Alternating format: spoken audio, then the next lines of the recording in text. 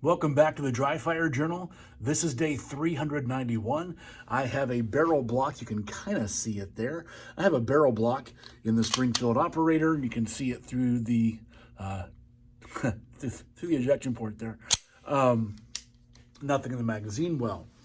Today I invite you to spend some time working on different starting positions than normal.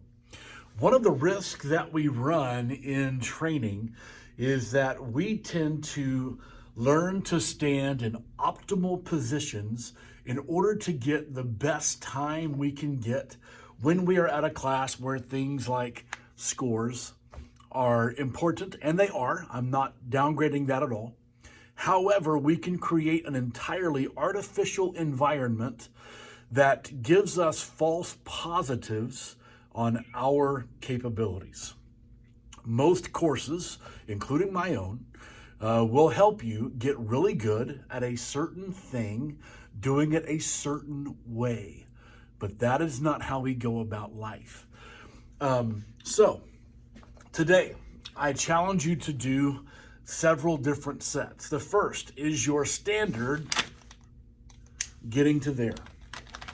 I'll do it again. This time I'll quit looking at the camera and look at my sights, for crying out loud. Okay, so give this a few sets.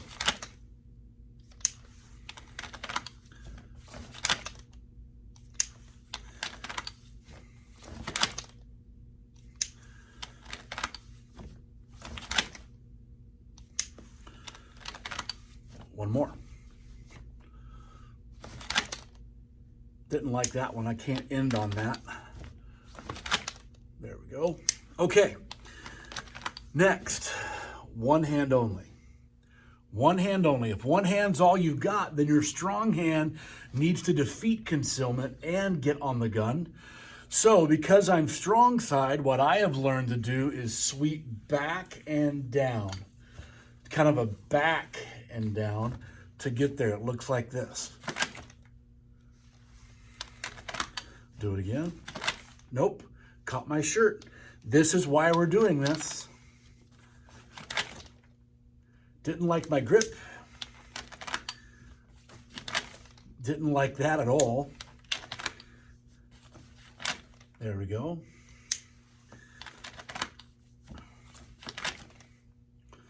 It kind of had a big arc to it. I'm going to try it again. Nope. Wow. I'm really glad I'm doing these reps today. There we go. One more time. There we go. What I just learned, this may only be applicable to me, for this shirt and this gun, I've got to keep my thumb kind of flagged to get my gun past my shirt and then get my safety off. Do it one more time. That works. So, the next one. Have something in your hands. Pick up any object. Something hopefully not breakable. Have something in your hands that you are doing something with. I'm going to open the tab on this container of de-leading wipes. And at a random point, I need to get the gun out. I'm doing something with it. At a random point, need to get the gun out. Sorry for the shaking of the camera. I'm dropping this. I can't just put it down.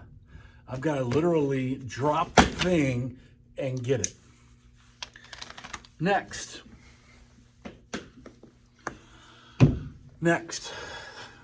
This is going to be really, really valuable.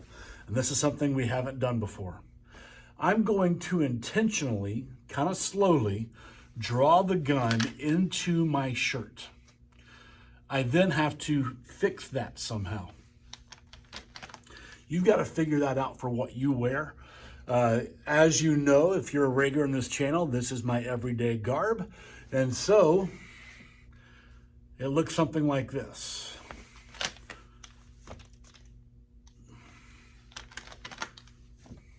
Got to go slow on this part to make sure I hook it.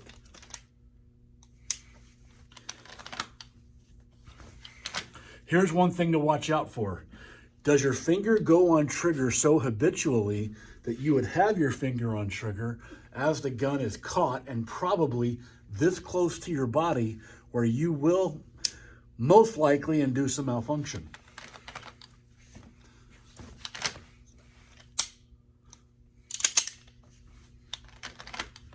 Let's try it again. Slowly going to introduce the shirt. Have to fix that. Next, this is a really big one. Keep something in your other hand. Something not breakable, but keep something in your other hand just for a pure simulation's sake. And for this instance, we're going to hold it out the way that we would if we were pushing someone away from us. And you got to get this out and see it. Don't let the awkwardness of all of this work get in the way of you safely reholstering. I'm pressing something away from me and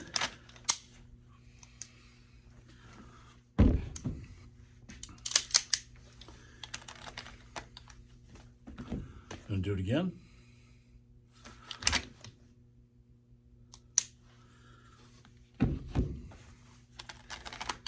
One more time.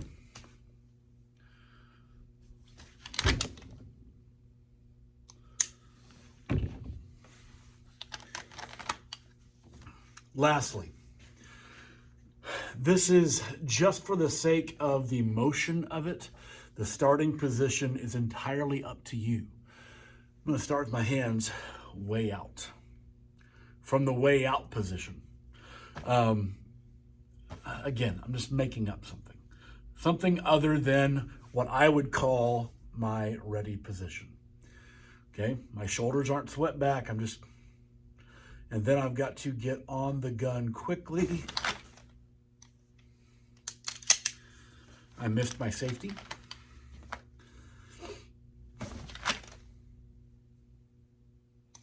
So, what are you learning? Well, you're learning to break out of getting in an optimized starting position so that you can get optimal results. It's breaking out of the artificial training environment that instructors, me included, can sometimes unintentionally create and replicate to the point where we are pushing for perfection instead of training to respond to stimulus in an everyday environment. This is just a small intellectual exercise, slightly physical, but mostly breaking you out of setting everything up to be perfect. Your defensive encounter will only be where it is, how it is, when it is. You don't get to pick the weather, the lighting, your physical conditioning, your amount of caffeination or awakeness or alertness, because we are playing defense. And that's why this matters so much. Get to work. Let me know how it goes. I'll see you tomorrow.